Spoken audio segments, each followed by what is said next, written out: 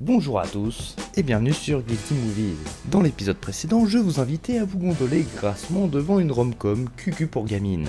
Et bien aujourd'hui, pour un peu plus de disparité, je vous propose de vous moquer d'un film d'action pour ados macho et beauf. Et là, préparez-vous car vos mirettes risquent de ne jamais oublier ce que je vais vous montrer. Car aujourd'hui, je veux vous parler de Torque. Alors Torque, en français, ça veut dire couple. Couple.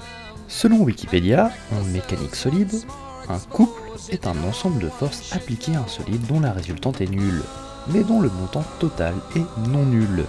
En pratique, un couple tend seulement à mettre en rotation le système, c'est-à-dire qu'il provoque une variation de son moment cinétique sans modifier le mouvement. Ouais non, stop là. Ça devient vraiment trop technique et obtus pour moi.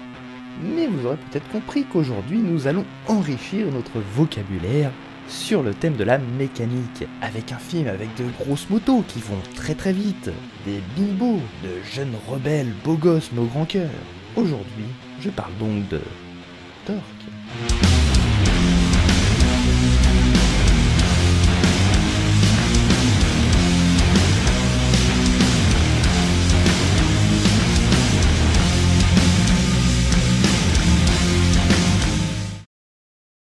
Nous sommes toujours à Hollywood au début des années 2000.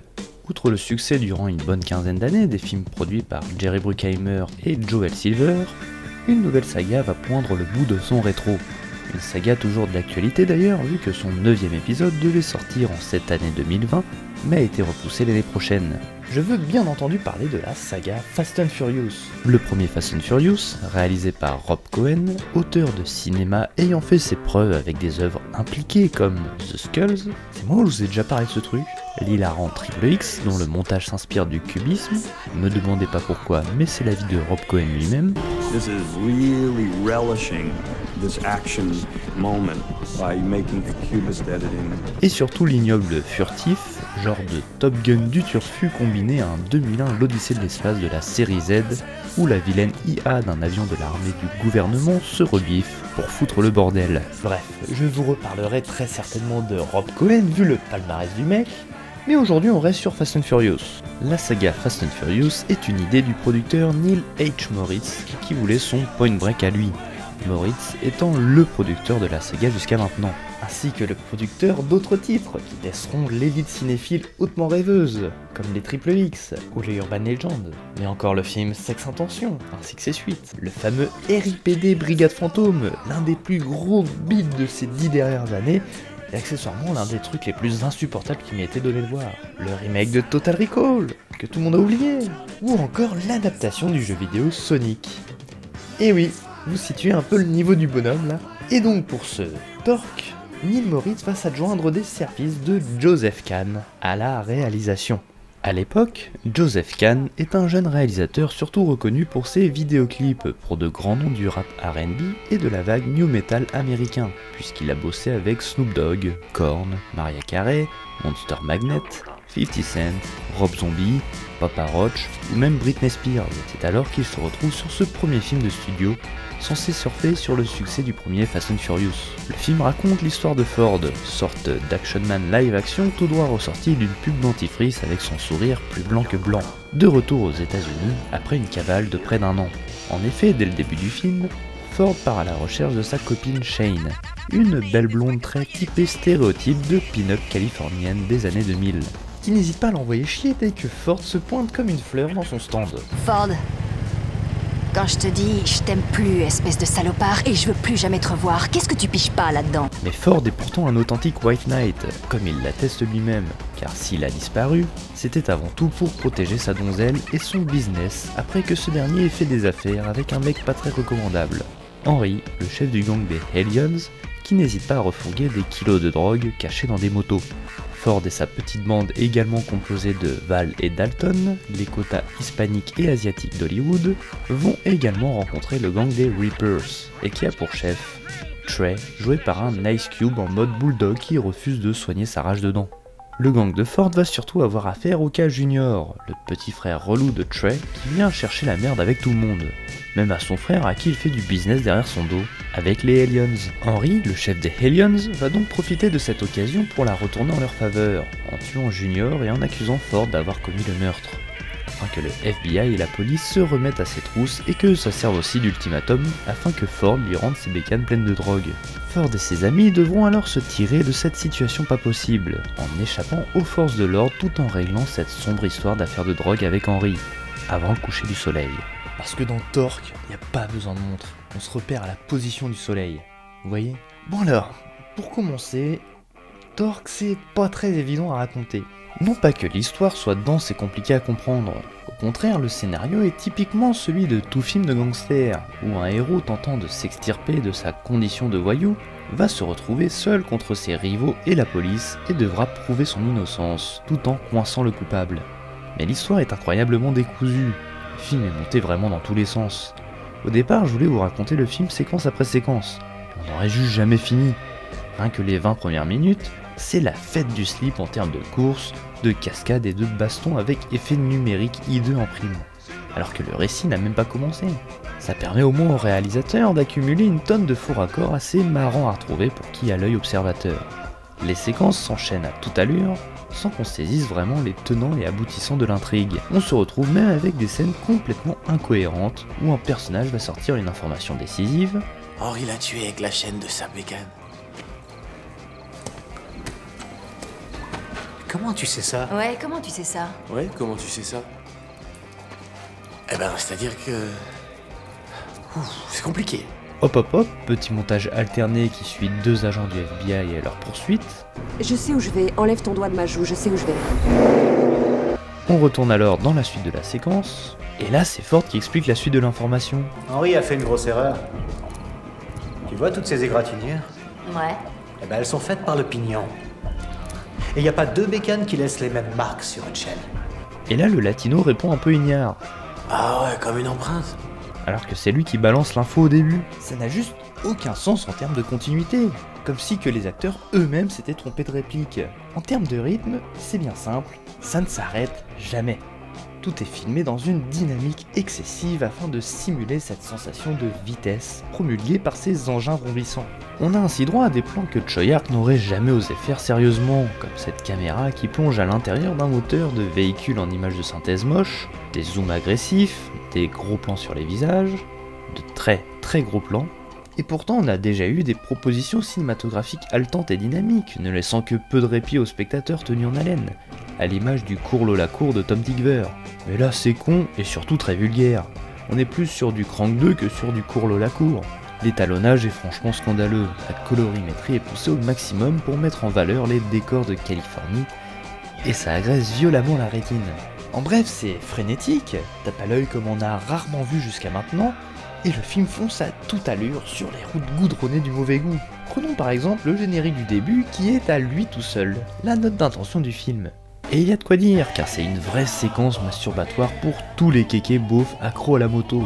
Genre une séquence d'automoto sous coke tournée par un clipper de MTV, avec carrément les ombres des titres du générique qui se projettent sur la route ou qui se reflètent sur la carrosserie des motos. Et que dire de ces effets sonores qui envahissent toute la bande son dans un gloubi-boulga aussi irritant qu'il la rend.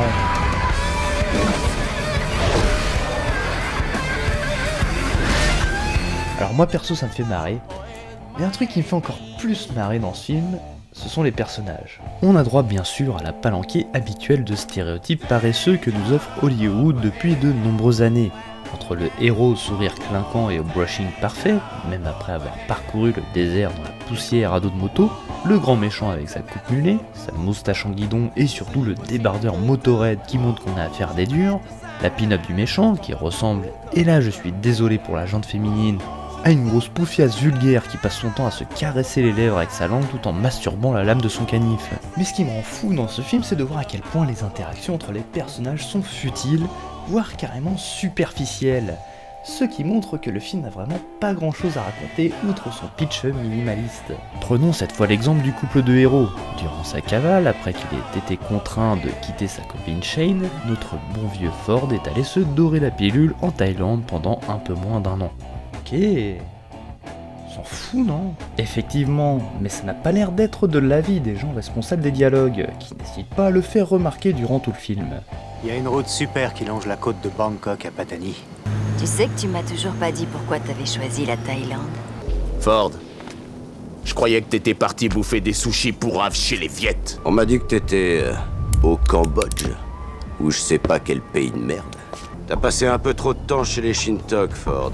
Poursuivons un peu plus dans les personnages parce que dans Torque, on est rincé des faibles faussement badass.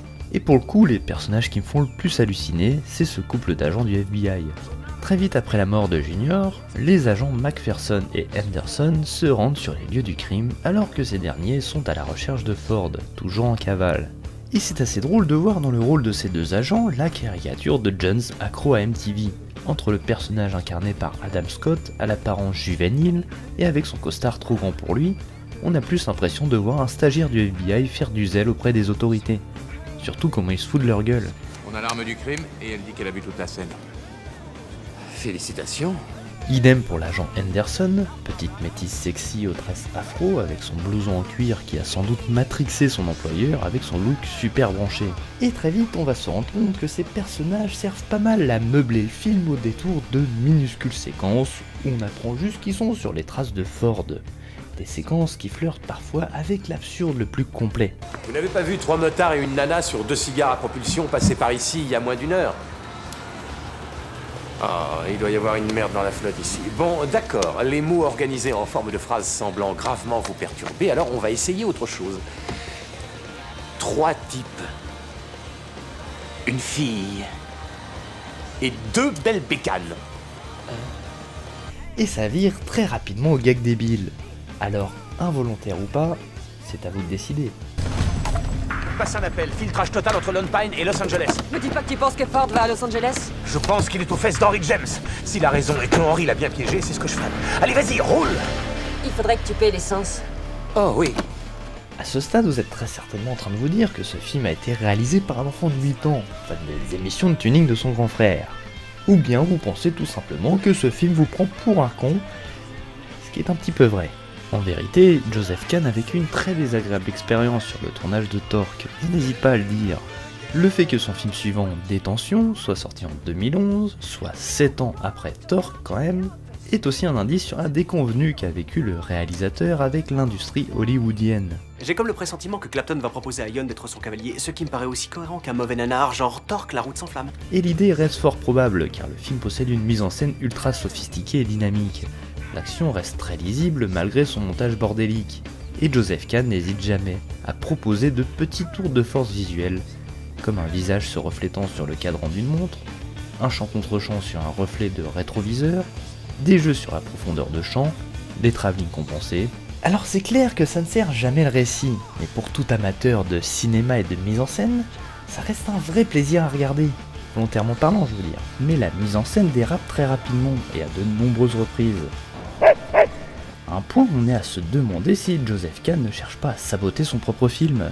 Je n'en reviens toujours pas de la première apparition d'Ice Cube, sur le reflet d'un couteau, ce qui déforme complètement son visage et exagère encore plus ses expressions de bulldog colérique.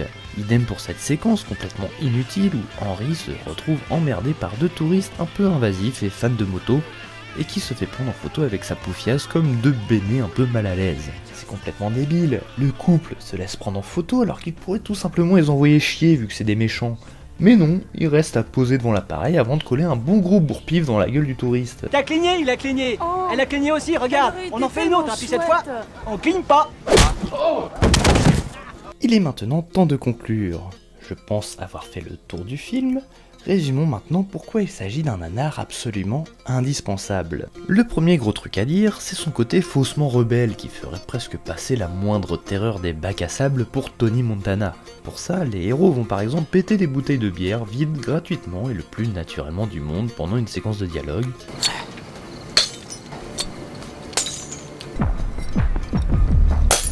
Ou bien voir des bad guys exploser une machine à bonbons.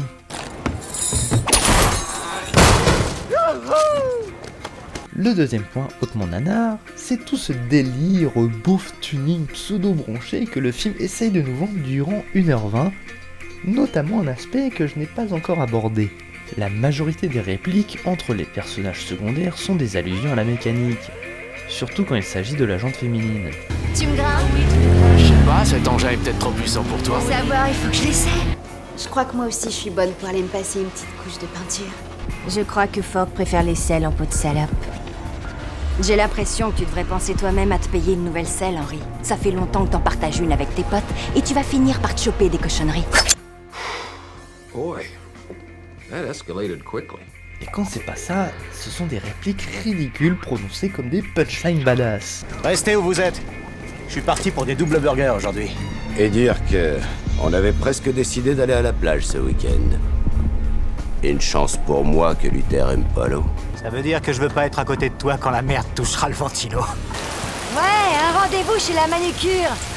Et parfois on touche au génie total lorsque les personnages se mettent à sortir des punchlines débiles en rapport avec la moto. Je préfère aller vite que de passer inaperçu. La vie est une suite de 400 mètres départ arrêté. C'est le truc le plus con que j'ai jamais entendu. Et enfin, le dernier aspect nanar, et non des moindres, ce sont ces scènes d'action.